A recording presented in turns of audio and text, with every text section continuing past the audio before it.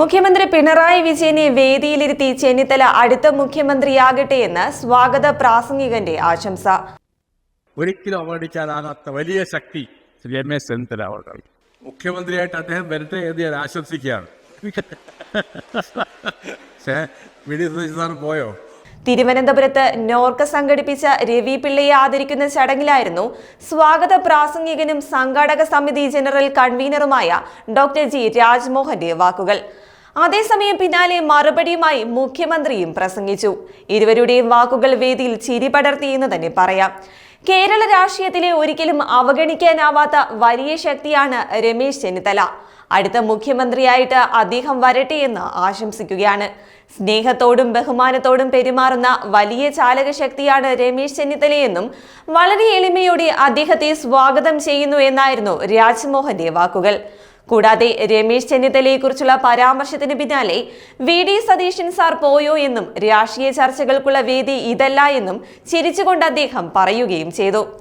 അതേസമയം ചെന്നിത്തലയോട് ഈ കൊടും ചതി ചെയ്യാൻ പാടില്ലായിരുന്നുവെന്നും ആ പാർട്ടിയിൽ വലിയൊരു ബോംബാണ് ഈ പ്രസ്താവന മൂലം ഉണ്ടായതെന്നും മുഖ്യമന്ത്രി തമാശ രൂപേണ പറഞ്ഞു.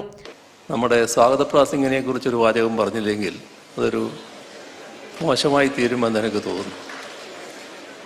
അദ്ദേഹം രാഷ്ട്രീയമൊന്നും പറയുന്നില്ല എന്ന് പറഞ്ഞു. പക്ഷേ ഒരു പാർട്ടിക്കകത്ത് വലിയ പ്രശ്നങ്ങൾ ഉണ്ടാക്കുന്ന ഒരു വലിയ ബോംബാണ് അദ്ദേഹം പൊട്ടിച്ചത്.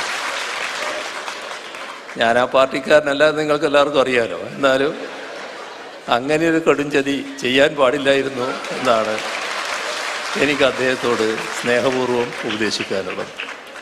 എന്നാൽ സംഭവത്തിൽ പ്രതികരണവുമായി പ്രതിപക്ഷ നേതാവ് വി.ഡി. സതീശനും രംഗത്തെത്തിയിട്ടുണ്ട്. താനടക്കമുള്ളവർ ആരും മുഖ്യമന്ത്രി സ്ഥാനാർത്ഥിയല്ലെന്നും അത് പാർട്ടി തീരുമാനിക്കുമെന്നും വി.ഡി. സതീശൻ പറയുന്നു. ഒന്നാമത്തെ കാര്യം എന്ന് വെച്ച് കഴിഞ്ഞാൽ കോൺഗ്രസിൽ ഞാനടക്കമുള്ള ഒരാളും മുഖ്യമന്ത്രി സ്ഥാനാർത്ഥിയല്ല.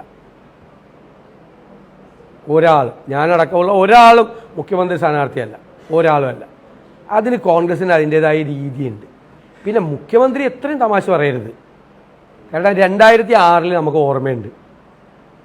ആ വി.എസ്. അച്യുതാനന്ദന് സീറ്റ് കൊടുക്കാതിരിക്കാൻ ശ്രമിച്ച് അവസാനം വി.എസ്. അച്യുതാനന്ദൻ പോയി പോളിറ്റ് ബ്യൂറോയിൽ നിന്ന് സീറ്റും മേടിച്ചിട്ട് ഇവിടെ ലാൻഡ് ചെയ്ത് ഓർമ്മയുണ്ടല്ലോ. എന്നെക്കൊണ്ട് അതൊന്നും പറയിപ്പിക്കരുത്. ലാൻഡ് ചെയ്ത് ഓർമ്മയുണ്ടല്ലോ വി.എസ്. അച്യുതാനന്ദൻ. എന്നിട്ട് അദ്ദേഹം മുഖ്യമന്ത്രിയായി. ആ 5 വർഷം നടന്നത് എന്താണെന്ന് നിങ്ങൾക്ക് എല്ലാവർക്കും അറിയാമല്ലോ. അത് കഴിഞ്ഞ് 2011 വീണ്ടും അദ്ദേഹം മുഖ്യമന്ത്രിയാകുമെന്ന് തോന്നിയപ്പോൾ ഭരണം തന്നെ വേണ്ടെന്ന് തീരുമാനിച്ച ആളാണ് ശ്രീ പിണറായി വിജയൻ. അപ്പം ഞങ്ങളെ അധികം ക്ലാസ് എടുക്കാൻ വരരുത്. പഴയ കഥയൊന്നും എന്നെ കൊണ്ട് പറയിപ്പിക്കരുത്. വി.എസും പിണറായി വിജയനും തമ്മിൽ നടന്നിരിക്കുന്നതൊന്നും അത് ഞങ്ങൾ തമ്മിലൊന്നും ഉണ്ടാവില്ല. അത് ആരും തെറ്റിദ്ധരിക്കുകയൊന്നും വേണ്ട. ഞങ്ങളുടെ പാർട്ടിയിൽ ഇപ്പോൾ ഒരു മുഖ്യമന്ത്രി സ്ഥാനാർത്ഥിയില്ല. ഞങ്ങൾക്ക് ദേശീയ പാർട്ടിയാണ്. ആ ദേശീയ പാർട്ടി സമയത്ത് ആളെ തീരുമാനിക്കും. ഞങ്ങളിപ്പോൾ എല്ലാവരും കൂടി ഒറ്റക്കെട്ടായിട്ട് ഈ മുന്നണിയെ, ഞങ്ങളുടെ പാർട്ടിയെയും മുന്നണിയെയും കേരളത്തിലെ അധികാരത്തിൽ തിരിച്ചുകൊണ്ടുവരും. അതിനു വേണ്ടിയിട്ടുള്ള ശ്രമങ്ങളിലാണ് ഞങ്ങൾ ഇടപെട്ടിരിക്കുന്നത്. അത് പുറത്ത് നിൽക്കുന്ന പാർട്ടിക്കും മുന്നണിക്കും പുറത്ത് നിൽക്കുന്ന ആർക്കും അതിൻ്റെ അകത്ത് അഭിപ്രായ പ്രകടനവും നടത്തേണ്ട. കോൺഗ്രസിലെ മുഖ്യമന്ത്രിയെ കോൺഗ്രസ് തീരുമാനിക്കും. കോൺഗ്രസിൻ്റെ ദേശീയ നേതൃത്വവും ഇവിടെ നിന്ന് ജയിച്ചു വരുന്ന MLA-മാരോടൊക്കെ തീരുമാനിക്കും. അത് ആ ഉചിതമായ സമയത്ത് ആ തീരുമാനമെടുക്കും. അതിനു മുമ്പ് ഒരു സ്ഥാനാർത്ഥിയില്ല, ഞാനുമില്ല, ഒരാളുമില്ല, ഞങ്ങളാരും പറഞ്ഞിട്ടുമില്ല.